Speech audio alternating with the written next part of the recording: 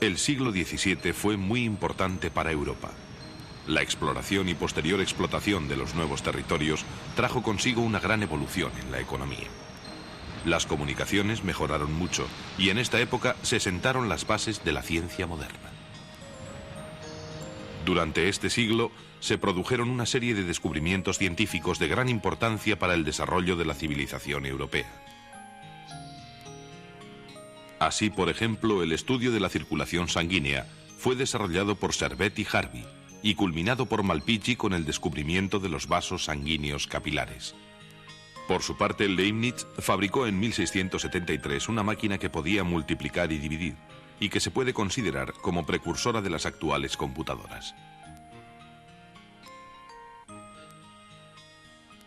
En este siglo se iniciaron los estudios sobre la naturaleza de la luz, que culminaría Einstein siglos después con su teoría de la relatividad. También en este siglo, el británico Edmund Halley estudió a fondo el comportamiento de los cometas y afirmó que estos describen una órbita alrededor del Sol. La sonda Giotto se acercó en 1986 al cometa descrito por Halley.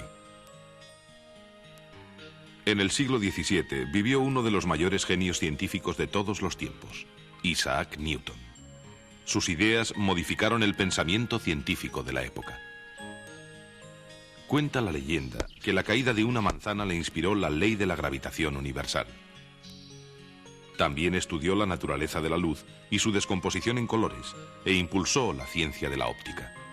Construyó un nuevo telescopio, el reflector, cuyo mecanismo de captación de la luz es el mismo que el de muchos de los sofisticados aparatos actuales.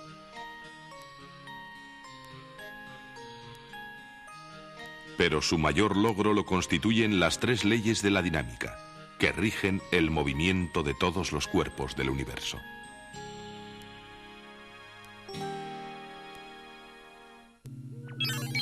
Primera ley de Newton.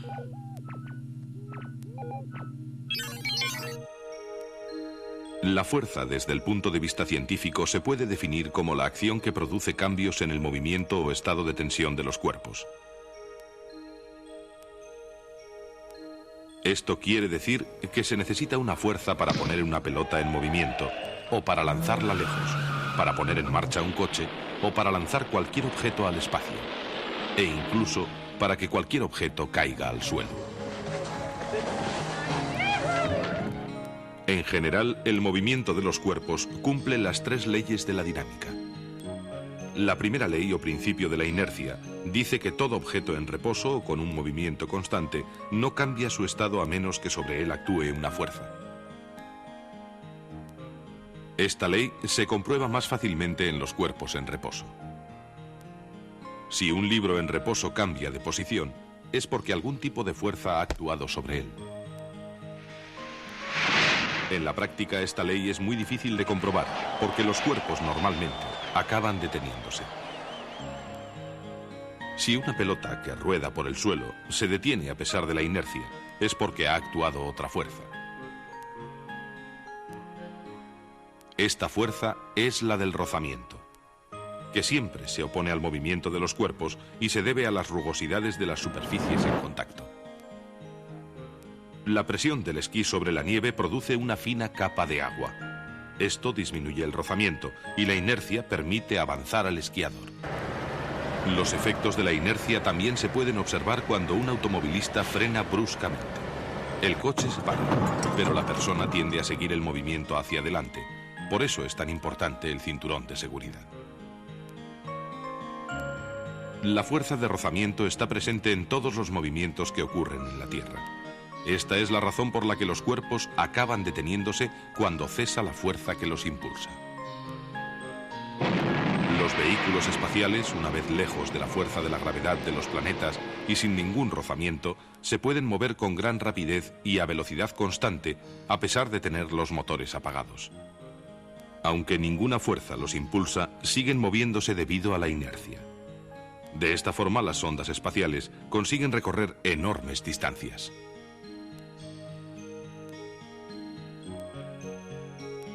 En el espacio no hay rozamiento y cualquier cuerpo en movimiento no se para a menos que actúe otra fuerza sobre él. El astronauta se mueve con la misma velocidad que la nave. De acuerdo con el principio de inercia, siempre se moverá con la misma velocidad y en la misma dirección. Durante este paseo espacial, el astronauta controla el movimiento mediante el impulso de chorros de gas que emite este artefacto con forma de sillón. Este aparato le proporciona la fuerza necesaria para anular la inercia y moverse en la dirección que quiera.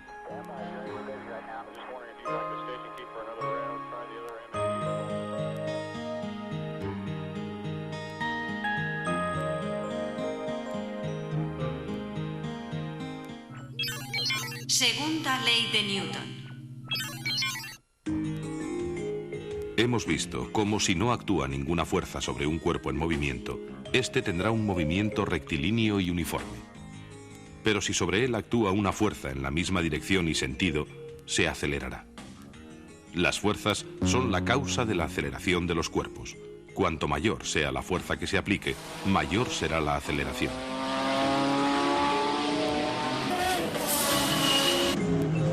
En un coche, la aceleración que se consigue depende de la fuerza que es capaz de transmitir el motor a las ruedas.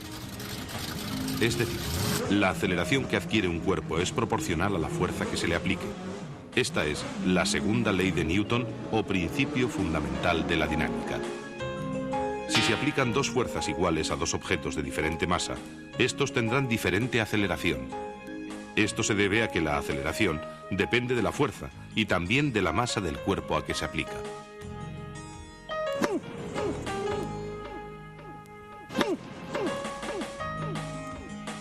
Decimos masa y no peso, porque son magnitudes diferentes.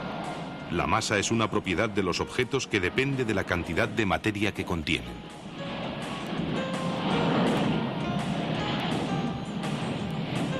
El peso, sin embargo, es la fuerza con que la masa es atraída por la Tierra debido a la gravedad.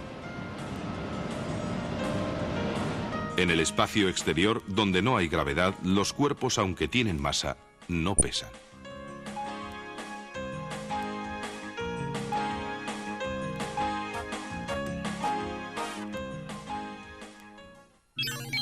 Tercera ley de Newton.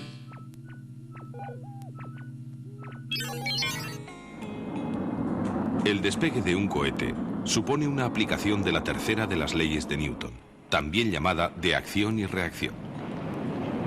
La fuerza de expansión de los gases de combustión del cohete actúa en todas direcciones por igual.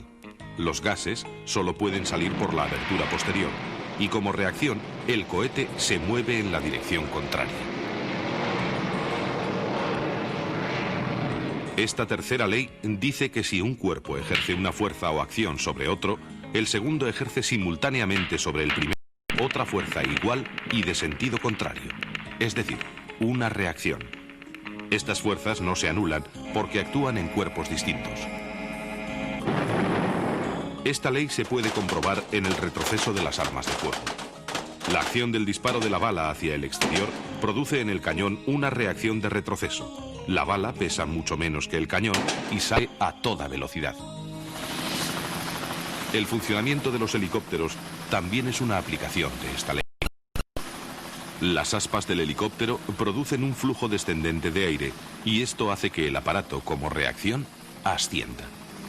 Gracias a Newton y a sus leyes de la dinámica, hoy podemos comprender muchos de los fenómenos físicos que suceden a nuestro alrededor.